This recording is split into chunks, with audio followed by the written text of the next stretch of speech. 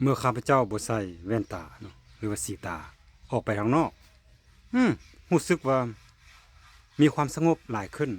อืมแล้วก็บ่เมื่อยเนาะบ่รู้สึกเมื่อยเพราะว่าใส่แว่นตามันจะรู้สึกเมื่อยเนาะเมื่อใส่โดนๆประมาณหลายชั่วโมงขึ้นไปเพราะว่าคันถ้าบ่ใส่แว่นตาเนาะระยะห่างประมาณ5เมตรเนาะประมาณ5เมตรไปแล้วข้าพเจ้าจะบ่เห็นคักเนาะ